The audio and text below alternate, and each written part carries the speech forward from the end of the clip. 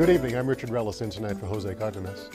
Arizona lawmakers reduced the lifetime limit for welfare recipients to the shortest in the nation. We'll talk about a report on how the cuts will affect families. Learn about programs and incentives for veterans looking to buy a home. Plus, in our Sounds of Cultura segment, a collective of intergenerational students of all ages in the Valley learning the tradition of son jarocho music. All coming up next on Horizonte.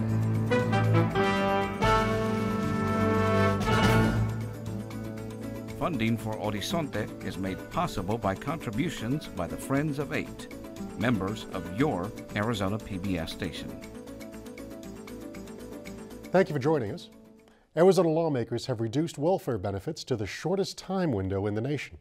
The restrictions apply to temporary assistance for needy families, known as TANF. That provides assistance to low-income families with children.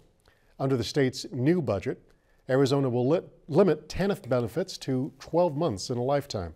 Arizona State University's Morrison Institute released a report about the TANF cuts, and joining us to talk about the findings is Tom Riley, Director for the Morrison Institute for Public Policy here at ASU. Thanks for joining us. Richard, thanks for having me.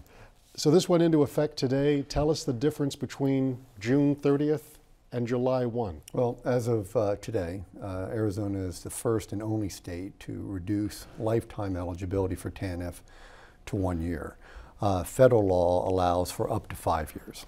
And the state was able to make it more restrictive. They're given some leeway in how long. Yeah, so I think that the temporary assistance for needy families was implemented and passed into law by President Clinton in 1996, and it replaced the old AFDC program, Aid for Families with Dependent Children. So Clinton that was the Welfare to Work program. It was supposed to end welfare as we know it. It had strong bipartisan support. And what they did is they took the old AFDC program that had no lifetime limits, block granted it, and called devolution. They gave it from the state, from the feds to the state to give states more flexibility.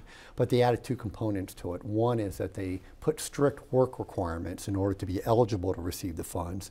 And two is that they set a lifetime limit of 5 years. And so Arizona set that lifetime limit to 2 years a few years back, and now to 1 year. And lifetime meaning if I'm on it and come off of it, those months count against me. 12 years total now is the 12 months. Is the Yes, max. that is correct. 12 months total Yes, is the max. That is correct. And I think if we look at the program since its inception in 1996, I think we see two major trends. One is that over the lifetime implementation of TANF in Arizona, there's been a steady reduction both in benefits and time limits. So they started with the 5 years and steadily have now implemented 1 year.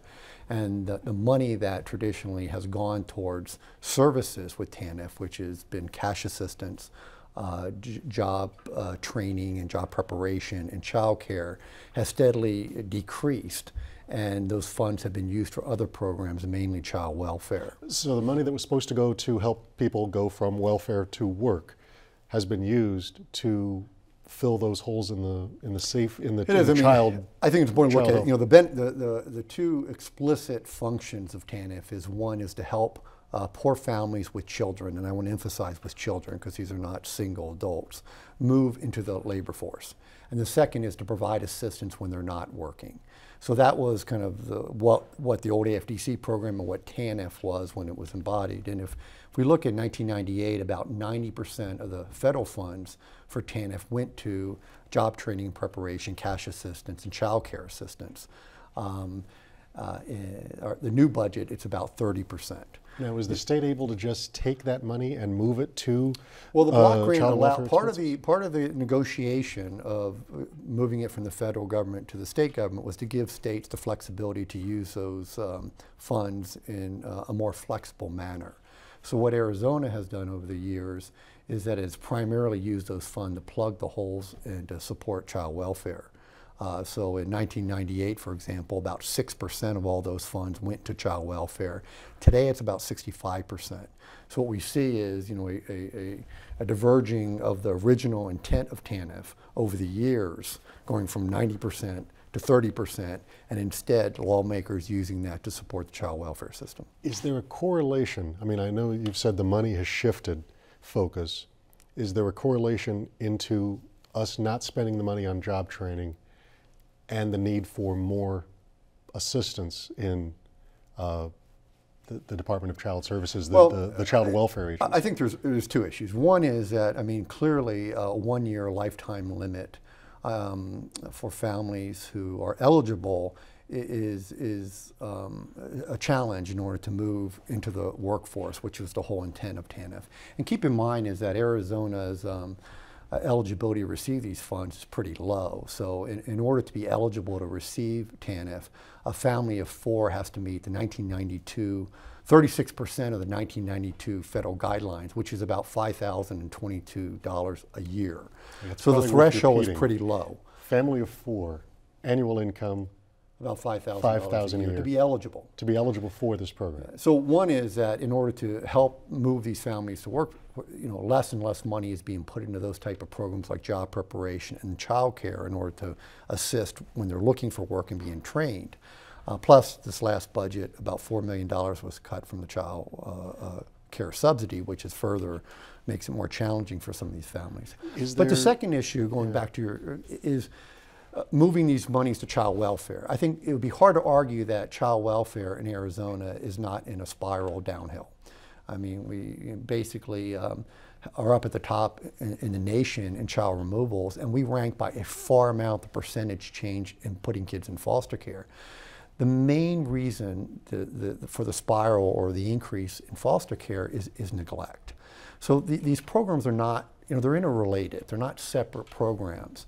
And so clearly, in order to remove a child from their home under Arizona law is that there has to be maltreatment. But you can't neglect families that don't have the means to take care of their children, which is, I would argue and suggest is that by cutting these type of programs, it's exacerbating the child welfare system because families don't have the resources to care for their children. Yeah, and is there research to show that because we've cut money here to help poor families, we're seeing the result being more children being taken away? Well, I think it's a culmination. I mean, it's not just a simple black and white issue, but if you look at, what is needed to support families, I mean, they need resources, and what many of the social workers are finding in child welfare is that they don't have the type of resources to support families and keep children in the home. Okay. The savings, since this is federal money, there's some state matching that probably goes into Yeah, there this? is. There's a federal block grant, and there's something called the maintenance of effort that the state has to put in there. Because so over I the imagine years, part of it is going to be, a state lawmaker would say, we needed to tighten the budget, we needed to tighten our belt. How much savings does the state save it's by about, doing of a this? $9 billion budget, they saved about $6 million. So it wasn't a large amount of dollars to move from the 24-month now to 12 months. And finally, when will we know if this experiment has worked? What can we track a year from now to see? Well, I think there's been studies out there look at the long-term trends that after the 1 year or the 2 years, what happens to families? Some of those families are still eligible for Medicaid or SNAP or food stamps, but what happens to those when they can't turn elsewhere? And in Arizona, that is a study that needs to be looked at. Some are also looking at that. Yeah. But there's few options for those families, both at the local level. And is there any evidence that this provides sort of a feet to the fire mentality, that I only have a year of this program, so I better go find a job? Well, if they can find work too. But I want to stress too is that this isn't single individuals or adults.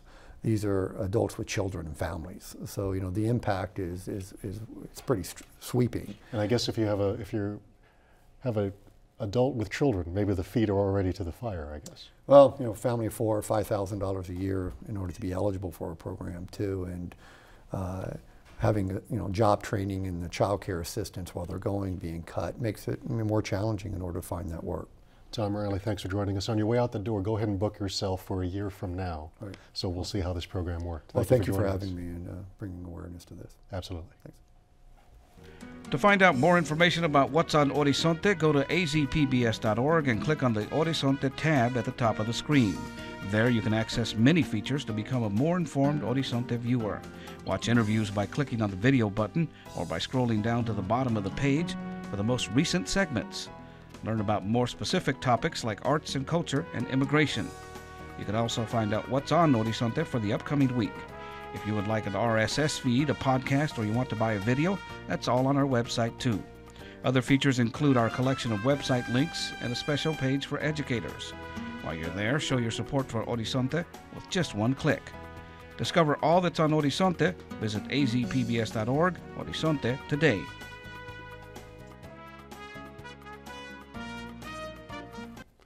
Many Valley military veterans and military members are looking to buy a home, but need some assistance with closing costs and down payment. Joining me to talk about some of the programs that can help them with that home buying process is G2 Verrado, Arizona State Director of the Veterans Association of Real Estate Professionals. Thanks for joining us, G2. Yes, sir. We heard the whole story about why it's G2 back in the green room, but we'll save that. Well, let's start with what the Veterans Association of Real Estate Professionals are. It sounds like real estate professionals that might also have been veterans, or at least are sympathetic to veterans' needs. Yeah, the Arizona chapter was founded in November of 2013. Our organization actually got its birth in San Diego.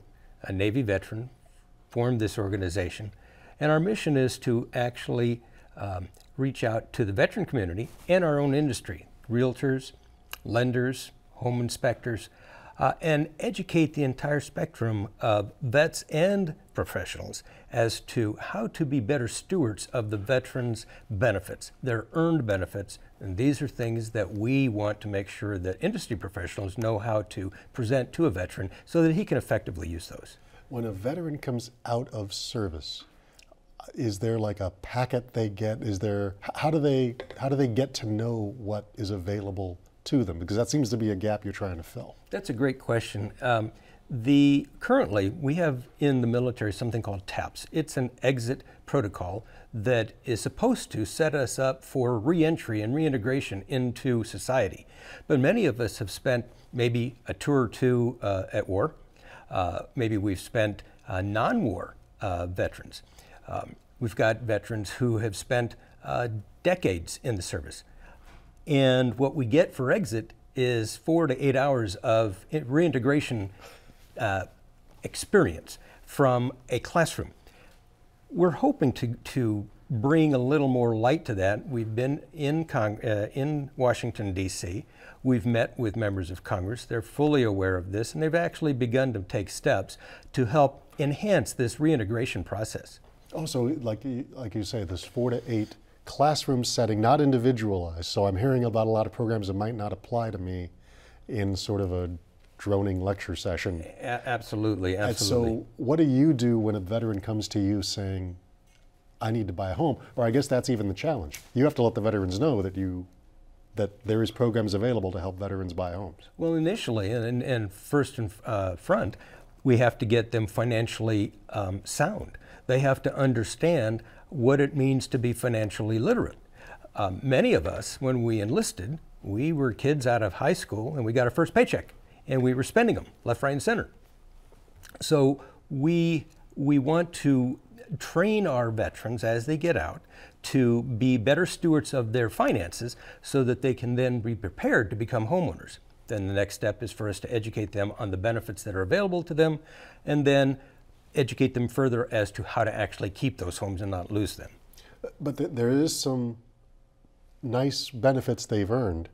What do those entail? What does a veteran get to help them into a home? Right, so the big piece is the veteran's benefit to purchase a home using the VA loan with no money down.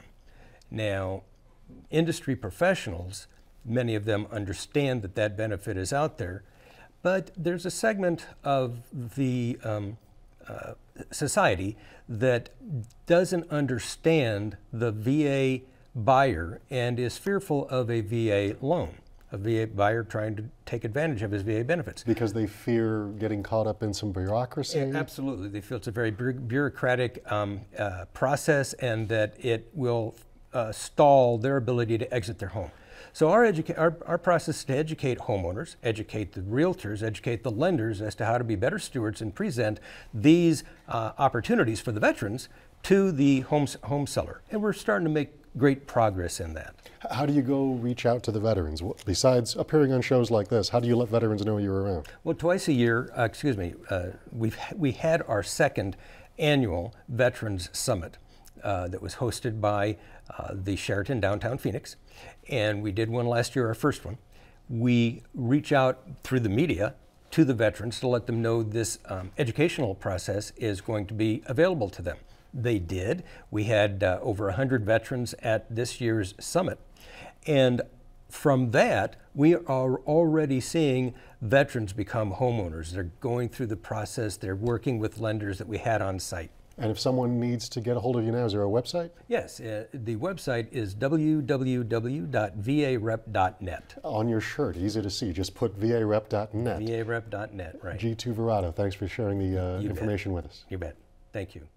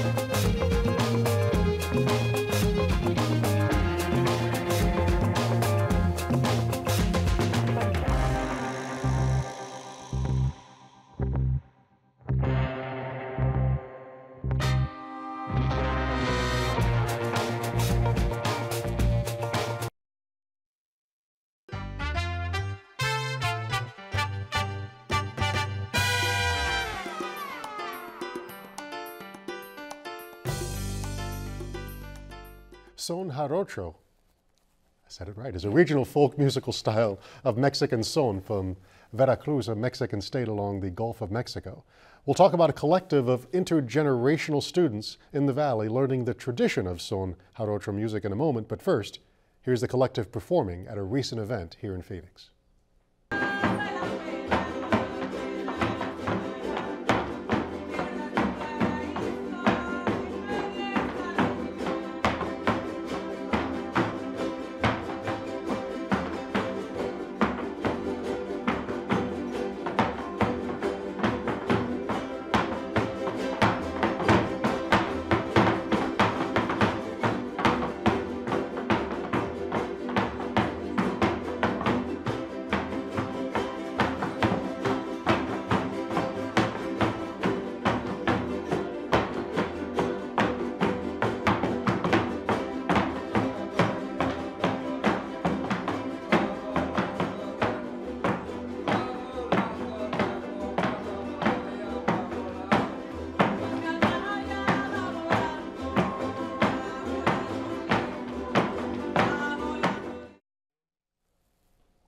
Joining me to talk about the Son Jarocho Collective here in the Valley is Dr. Michelle Tellez.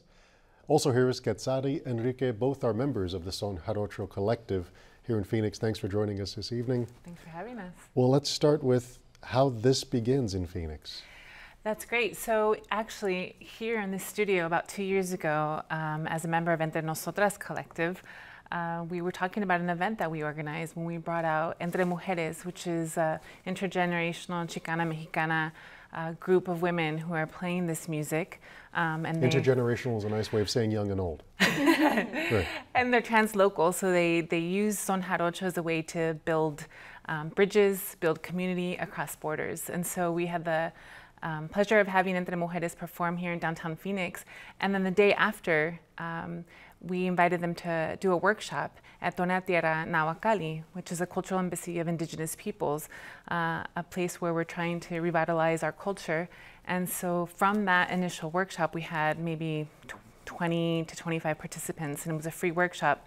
From that day, one of the members of Entre Mujeres, Angela Flores, who is actually from the Eastside Cafe in Los Angeles, said, you know, you all are wanting to learn. I'm going to make the commitment to come and help you all learn. And so she started coming, and I don't know if Quetzali wants to add anything. Yeah, how did you get involved?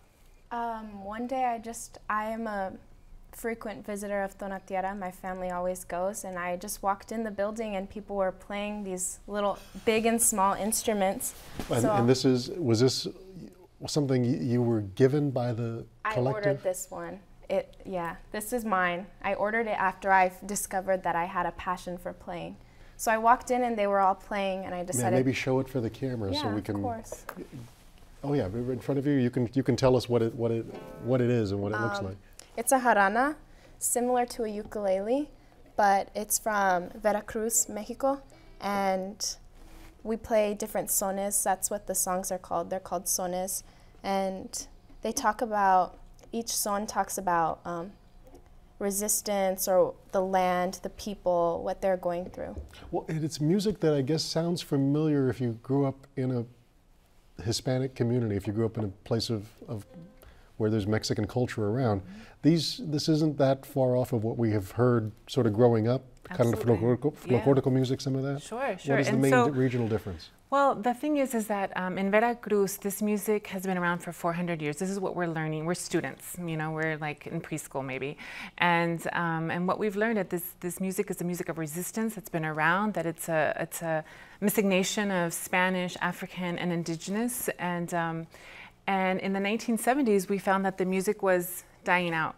So the communities that held on to this tradition, like in the little pueblos, the elders were the only ones that knew the music. The new generation was no longer using it. And so in this it was dying out because of something going on in Mexico, sort of a nationalization movement? Exactly, yeah. So some of the more regional cultural specificities were sort of losing its popularity. People wanted to do like the pop music or like the pop, you know what I mean? So it'd be like if Cajun music suddenly kind of fell out of favor in America, or Tejano music or something. Yeah. Absolutely, right. And so there were some people who wanted to hold on to the tradition in Mexico and started going out into these communities and learning from these elders, from these people who had held on to it after all these years, and were bringing it back to their own communities.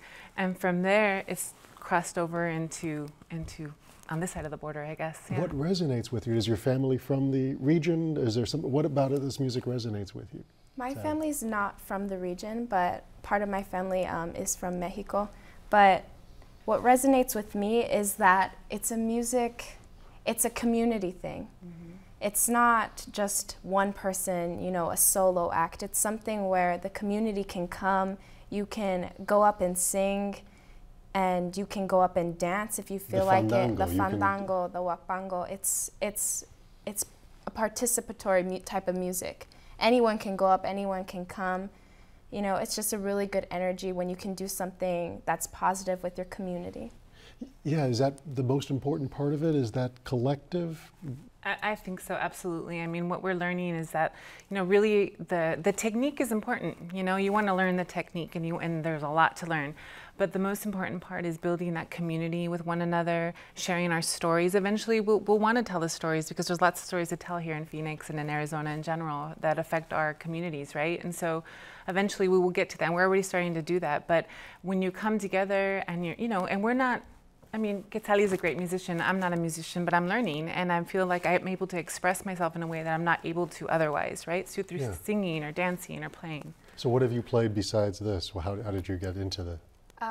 Well, I play music. I went to a music school, but so when I picked it up, it kind of came naturally. Some of playing simple songs, but there's something about it. It just kind of fits, the size. It fits me, the sound. Because there's a percussive nature, and I guess for most people, they may have heard some songs like Colas or La Bamba is probably the most popular. Yeah. Right. So it's a familiar music. It's very percussive. Yeah. How would you describe it to someone who hasn't heard it? I would say it's kind of upbeat. There are some, like Colas is very fast, La Bamba is very fast. It's an upbeat type of music. Rhythm, it's not just about rhythm, it's about rhythmic phrases. So it's not like super strict, but you have to know each song each son is different. And you have to know the difference, because one simple stroke can change the whole song, So you just kind of have to know each rhythm. And I guess people associate Tona Tierra, it's in the news a lot for political reasons. Mm-hmm. There is the cultural side. Mm-hmm. Some of the music is culturally supposed to be whimsical. Are the songs that are being written out of this group whimsy? whimsy. I don't know. They're definitely, we want to tell the stories of resistance of our people and our everyday life, right? So we want to live without fear. We want to live in harmony. We want to live in beauty, right? And so, and we're also having an Indiegogo campaign. We're trying to fundraise for this collective to bring in more maestros. Oh yeah, so the website is? For the Indiegogo campaign, you just look up the Son Jarocho Collective and you'll find it on the Indiegogo site. 11:59 July 2nd is the last time you can donate. Excellent. And that is our show for tonight. Good luck with the campaign, and thanks for us all here at Horizonte on 8. Thanks for watching. I'm Richard Rellis. Have a great evening.